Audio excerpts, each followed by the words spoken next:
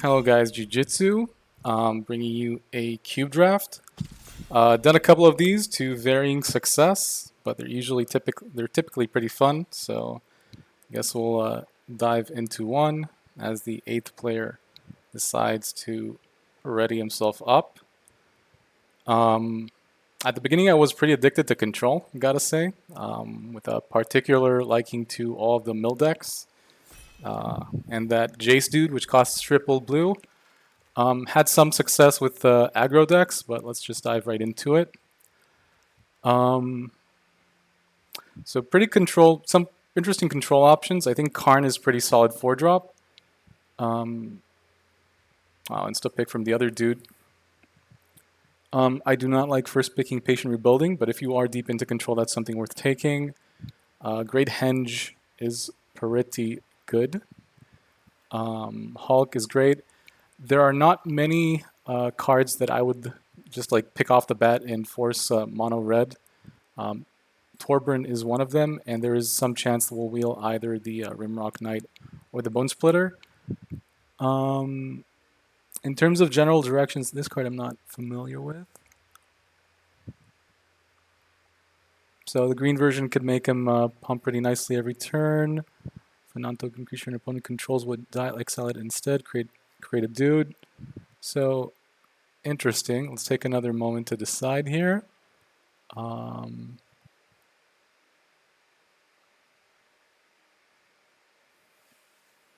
Yeah, I think I'm gonna go with the Torbran. He's just an amazing mono red 4-drop, and I think he's one of the cards that really gives legitimacy to kind of like force mono red. This is pretty slow for red. Could add. This is not quite a blightning, but still 2 damage and discard is pretty nice. Same with the story artifact. Other options are Abraid, sorry. And I guess Steam Vents if we end up in additional colors. I'm not very big on the Outcast here. It's a 1/1 dude that I guess he scales pretty well into the late game, but I feel like typically you're in trouble if you end up hitting 6 lands as mono red. So I think it's kind of between the Abraid and the Coggins Command, because you can typically splash black lightly if you pick fixing aggressively.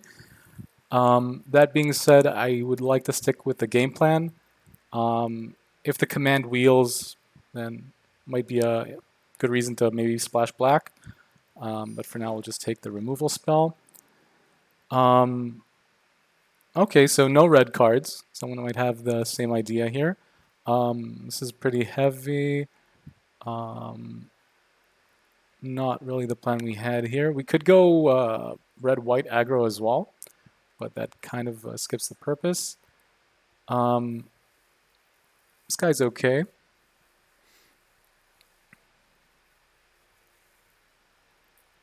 But if we're going black, we might as well go for this. Everything else here feels a bit slow for what we're trying to do. This is actually interesting as well. This is put a death touch, then put a menace counter on either of them. So this is, if you have like a bunch of haster dudes, this is actually pretty interesting. But I think that Rankle is a bit more with the aggro plan. If Call wheels, then great, but we'll see. I'm not sure if we're going to have the mana base to support this. We could be like black-red and Torbran is going to be the ambitious card to splash here. I would probably take Temple, despite it being a tap land, if not for the Spitter.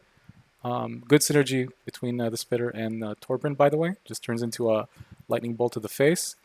Cards, this isn't great. It's kind of like an Urza's Rage, but pretty expensive and usually don't get to those amounts of mana.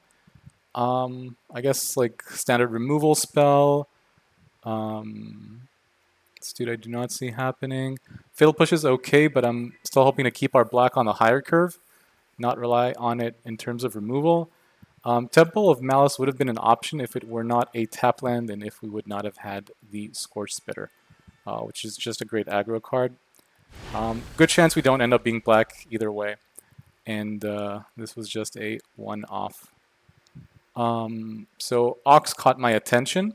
Red will often have the draw discard cards, faithless looting, that sort of junk, and any chance where you can, kind of cheat this guy into play from your graveyard and draw 3 cards is amazing. Do not see any other interesting options. Guess this is kind of late. Maybe red-white is open, but I do not really feel like going down that path. I feel like red is decent enough. So let's go with that. Sadly, no red cards. It is not unheard of that somebody has the same idea we do, even though we're rocking it in terms of playables thus far.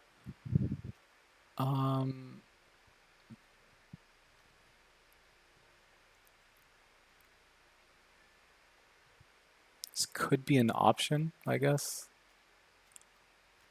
Not really too excited with the alternatives here. I guess this is okay if we go into blue.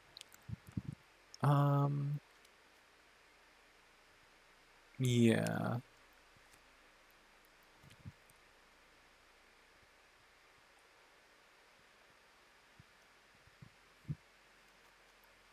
This is like more likely between the options. Okay, so this is I think this is a staple. This is if you're like just getting rid of your entire hand, this is the sort of thing you want to play on turn 4. You can't play lands. Can't play lands or cast spells from your hand. Yeah, so you just drop the lands, cast the spells from the top, and this is another indication that we just want to pick up as much burn as possible.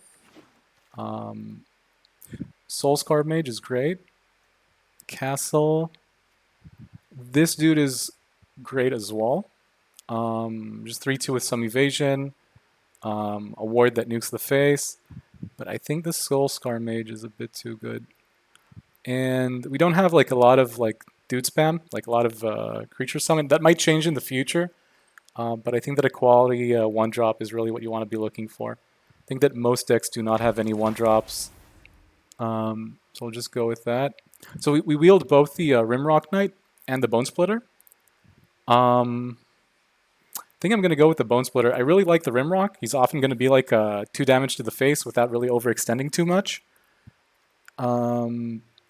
But the Bone Splitter kind of lets you utilize mana for damage without overpopulating the board.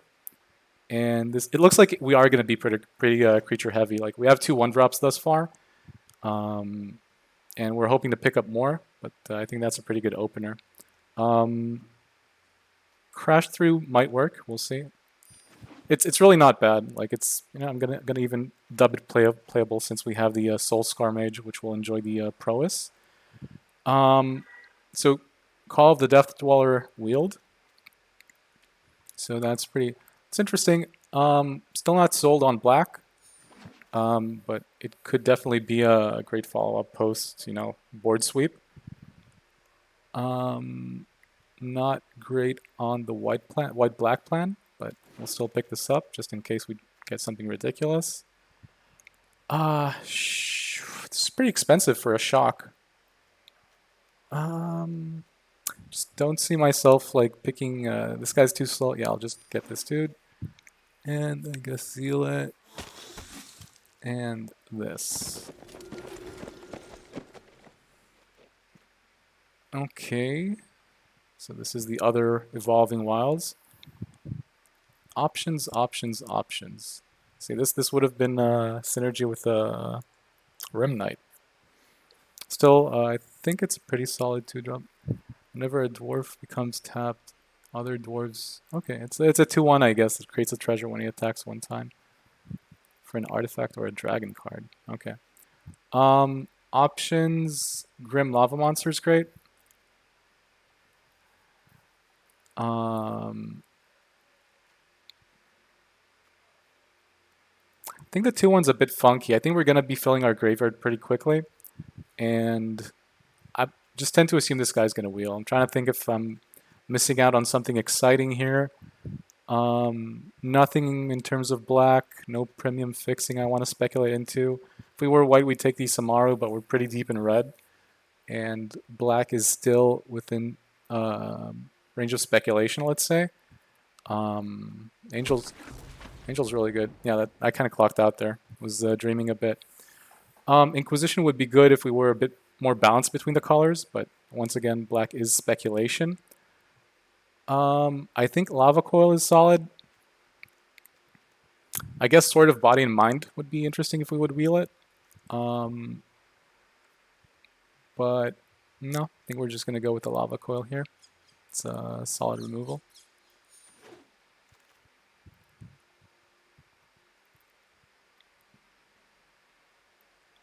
Okay, so this is kind of creature or planeswalker, so you can't face this. Um, this is interesting, I guess. It's a 2/1 dude with some versatility. I guess this is removal, but we're just not picking enough fixing, and they're not interesting enough for me to speculate deeper into black. This is, I don't know, the 1 damage is not exciting enough to go into it.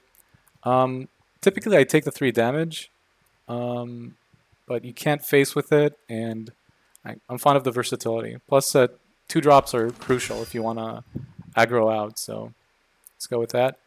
So 2 cards I really like here. I think this is great, and it gives some synergy with a Lava Mancer.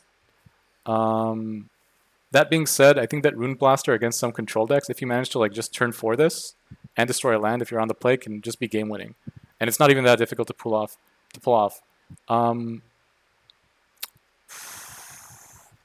It's probably going to look more like this. I'm going to take the Rune Blaster. I think this is a great 2-drop. It's not really that much attack face. It's more like I'm going to like gas out my hand, so I'm going to have more stuff to play in the upcoming turns. There is synergy, but I think that Rune Blaster is just so destructive against control. Any target. Wow. Royal's pretty good as well. So let's hope we wheel one of them, but very difficult to pass on Rune Blaster. Another 2 great options. I'm even fond of this. I'll play this if it wheels. Dire Fleet, great 2/1 body, with an option to give you card advantage if it's later into the game. But I think that the Keenra, the Earthshaker, is just too good. He's going to let you pass that, get damage through, and utilize your mana later on into the game. So we'll go with that. Going with the beat face strategy. Skewer the Critics. It's big. We do have the, I don't know if premium, but the pretty good fixing we're talking about. Crystalline Jade is also an option. But I think Skewer the Critics is just a staple here, and I think we've kind of jumped the boat with the black-red idea. We might get back to it, but not over Skewer the Critics. Let the critics be skewered. So we'll go with that. Doesn't look like it. Nothing really interesting here for us. This is pretty late, so I guess no one's going for a white heavy deck, or yet anyway. Very fond of Reclamation Sage. I guess we'll take the fixing, in case we decide to splash green for something peculiar. Don't see it happening at the moment, but it's an option.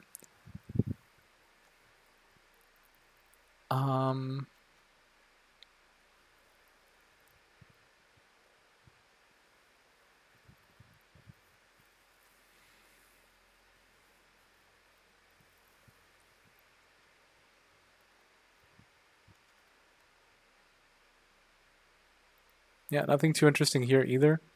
I guess route it to the board. And if we happen to stumble upon a lot of fixing, we might run that. So Magda Wield, we'll go with that. And I don't know, I guess we'll take the Gem Razor. So we did not wheel. I'm trying to remember what that card was. I think it was the 1/3. No, sorry, it was the damage. It was the damage to any target. The other Keenra is pretty good as well, but I just don't see us running it. Oh, so this is the pack. Yeah, so we didn't get the dude, but we can damage face at sorcery speed for 2 mana. Yeah, I like that. It's not quite a lightning bolt, but it has its charm. We might run this to any target. We might actually run this. Having like one tap land and the option to go face in the late game can be huge. You can even look at it as cycling. Very peculiar last pick. So no one's running white heavy. This is really strong in aggro decks or pretty much anything. So very peculiar that it came so late. Thundering Rebuke. It's okay. I have a similar card here for target creature. Okay, so that's the difference. Pretty similar. Yeah, 2 for a 2/2 first strike. The ability to boast on turn 5. Probably better than the Thundering Rebuke. Swords to Plowshares is always sad to pass on, but I'm not going to play it. It's an aggro deck. Don't want to be giving anyone life. But yeah, pretty crazy card. I think that other than the Rebuke, nothing we'd really want to wheel from this booster pack. What Chandra is this? Okay. Exile top card, 2 damage face, add 2 mana, 4 damage to any creature. So, yeah, she's probably going to be the pick. Put. This is pretty nice as well. If this wheels, we'll probably play it as well.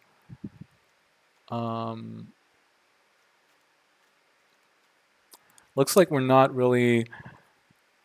We don't really have too many. Oh, sorry, just saw the lightning bolt as well. Almost passed on that. So yeah.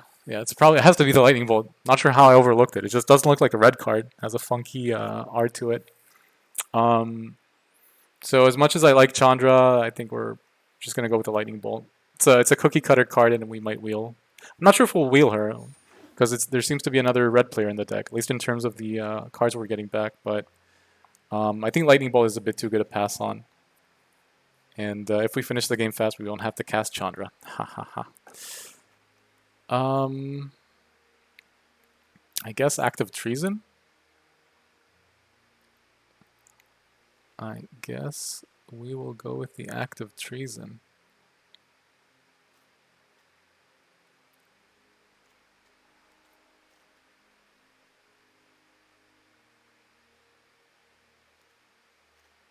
Could also go for this since we're not too skittish about losing health, so we could always just use it as a mountain, but I don't know, we'll see, maybe it might wheel.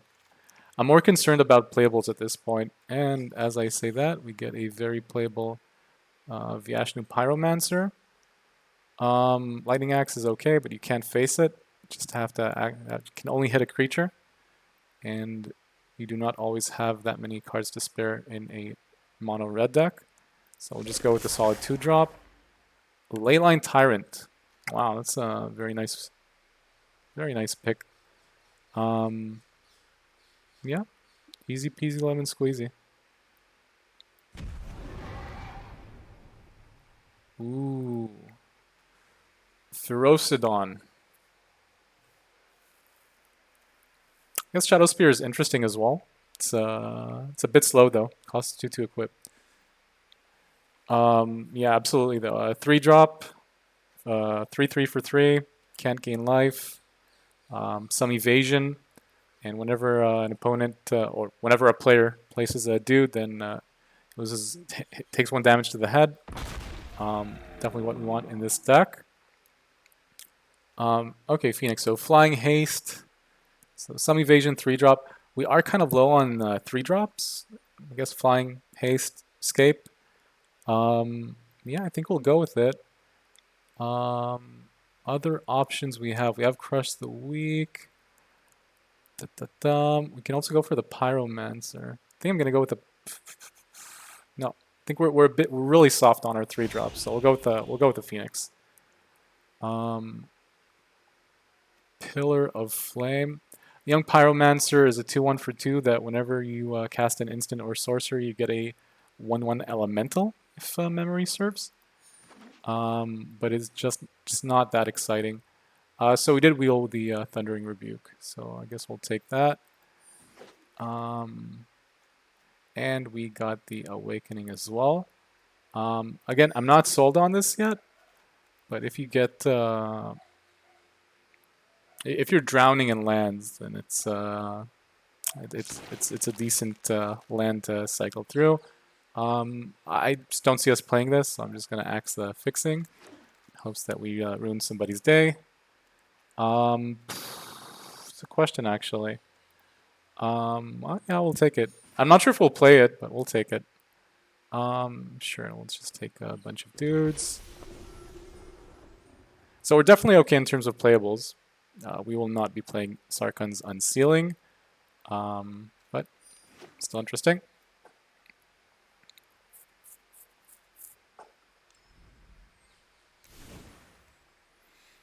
So, deck building. Something I noticed is that MTGA does not count these as actual lands, and in a mono red deck, you could end up playing 19 lands with 2 of them masquerading as slightly subpar spells. We can meme a bit. If we hit 6 mana, we can active Treason plus Kazul's Fury. I think for the most part, we will be using this for finishers. Okay. Pillar of Flame, I think we have enough spot removal, especially with getting the Rebuke back and the Lava Coil, to skip this sort of removal. I think you'll, especially against control decks, you're just going to be stuck with this stuff in your hand without any actual ability to go face.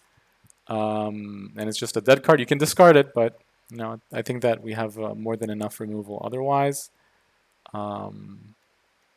Counting, yeah, we have like just 4 here. Our Aberrate is instant speed, 3 damage. I think it's and a bit more versatile. Okay, so let's just look at the curve a bit. I want to figure out. We have 14 creatures, so we're creature heavy. We have 11 instants and sorceries and the Bone Splitter. Definitely enough creatures to support the Bone Splitter, in my opinion.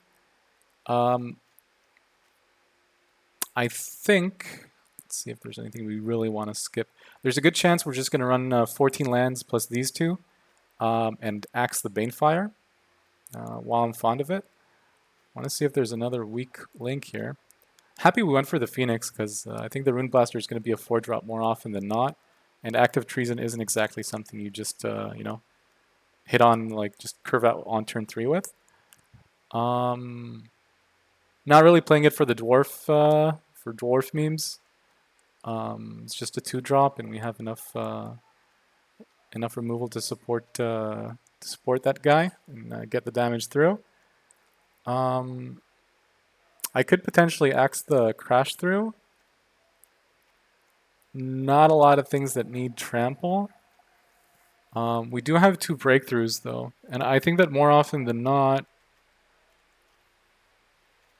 skipping the land is definitely going to drop. Like we have a very slim curve, and we'll keep it pretty much any 2-lander in my opinion. I can't imagine a 2-lander that we're really discontent with, unless we, I don't know, some unholy reason like draw all of our 4-drops.